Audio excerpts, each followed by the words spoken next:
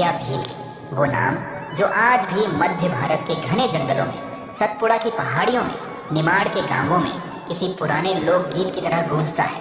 वो नाम जिसे लाखों लोग, बूढ़े जवान बच्चे, प्यार और सम्मान से मामा कहते थे। टंटिया मामा, जैसे कोई अपना, कोई रक्षक, कोई ऐसा शख्स जो मुश्किल में हाथ थाम ले। और वो ही नाम जिससे ब्रिटिश पुलिस की रातों की नींद हराम हो जाती थी। उनके अफसर रात भर जागते, सोचते कहाँ छिपा होगा वो, कब हमला करेगा। आखिर कौन था टंटिया?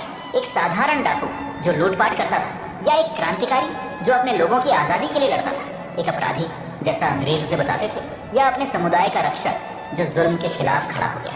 आज हम इतिहास के उन पन्नों को पलटते हैं, उन जंगलों में घूमते हैं, उन घटनाओं को जीते हैं और उस सच्चाई को महसूस करते हैं जो टंटिया मामा की असली कहानी बताती है। लेकिन हर बार की तरह इनकी कहानी भी इनके बचपन से स्टार्ट करते हैं। तो बात है आज से लगभग 180 साल पहले 1840 के दशक में मध्य भारत का निमाड़ इलाका। वो जगह जहाँ सतपुड़ा की ऊंची ऊंची पहाड़ियाँ आसमान को छूती हैं, घने जंगल हर तरफ फैले हुए हैं, नदियाँ बहती हैं और हवा में वो जंगली खुशबू है जो आदिवासियों की जिंदगी का हिस्सा है। यहाँ हुआ किसो एक छोटे से गांव बरदा में एक बच्चे ने जन्म लिया। इतिहासकारों में उसकी जन्म की सटीक तारीख पर थोड़ा बहुत मतभेद है। कुछ रिकॉर्ड्स कहते हैं 26 जनवरी 1842, कुछ कहते हैं 1840 या फिर 1844। लेकिन ये बात पक्की है कि वो जन्मा उस भील समुदाय में जो इस धरती के असली प्राचीन वारिस थे। वो लोग जो हजारों सालों से इन जंगलों को अपना घर मानते आए थे, अपनी माँ कहते थे। भील शब्द की जड़ें द्रविड़ भाषा के बिल्लू या विल्लू में हैं, जिसका मतलब है धनुष। ये वो लोग थे जिनकी जिंदगी जंगल से शुरू होती थी और जंगल पर ही खत्म हो जाती थी।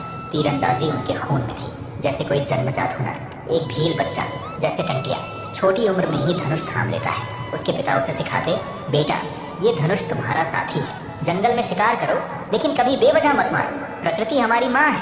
वो तीर चलाते, जंगल में घूमते और वो कौशल सीखते जो बाद में उनकी ताकत बनेगा। जंगल का हर कोना उनका था। वो आत्मनिर्भर थे, अपनी संस्कृति और परंपराओं में पूरी तरह रचे बसे।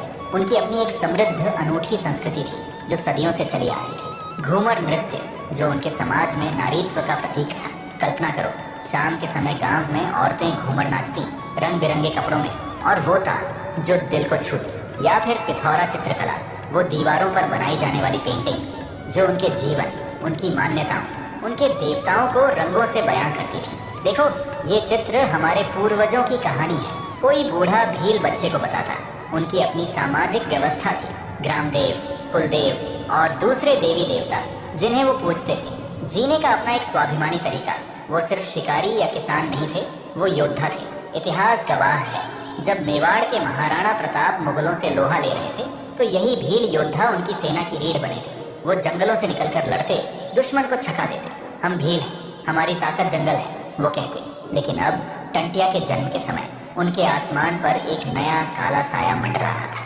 एक ऐसी ताकत जो मुगलों से भी ज्यादा निर्दयी, ज्यादा लालची थी, ब्रिटिश साम्राज्य। वो दौर जब 1857 की क्रांति की आग को अंग्रेजों ने बड़ी मुश्किल से कुचला था। ईस्ट इंडिया कंपनी का राज खत्म हो चुका था और अब हिंदुस्तान पर सीधा ब्रिटिश ताज का शासन था। ये एक नया दौर था जहां अंग्रेजों की आंखें संसाधनों पर थीं। उन्हें चाहिए थे अपनी नई रेलवे लाइनें बिछाने के लिए जंगलों की बेशकीमती लकड़ी, वो मजबूत साल सागवान के पेड़ जो सदियों से खड़े थे, अपनी तिजोरियां भरने के लिए ज़मीन और उस ज़मीन से मिलने वाला लगान, वो टैक्स जो गरीबों की कमर तोड़ दे। और इन सब की राह में सबसे बड़ी रुकावट थे जंगल और जंगल में रहने वाले ये आदिवासी। ये भी टंटिया छोटी उम्र में ही ये सब देखता, महसूस करता। वो अपने पिता से सुनता, बेटा वक्त बदल रहा है, ये गोरे लोग हमारी ज़मीन छीन रहे हैं। उसका दिल दुखता, लेकिन वो चुप रहता क्योंकि वो अभी बच्चा था। लेकिन वो बीज बो दिया गया था, बगावत का बीज। जैसे जैसे टंटिया बड़ा होता गया, करीब 1860 तक उसके चारों तरफ का माहौल बदलता गया। वो जंगल अब खतरे में था।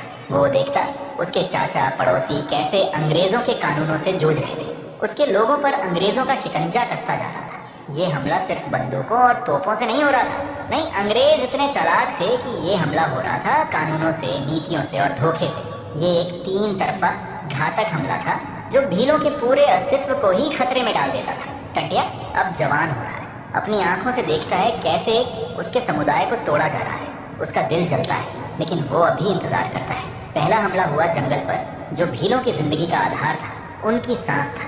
1865 में और फिर 1878 में अंग्रेजों ने इंडियन फॉरेस्ट एक्ट जैसे कानून बनाए। इन कानूनों के तहत वो जंगल जो भील सदियों से अपना घर, अपनी माँ मानते थे, उन्हें आरक्षित वन यानी रिजर्व्ड फॉरेस्ट घोषित कर दिया गया।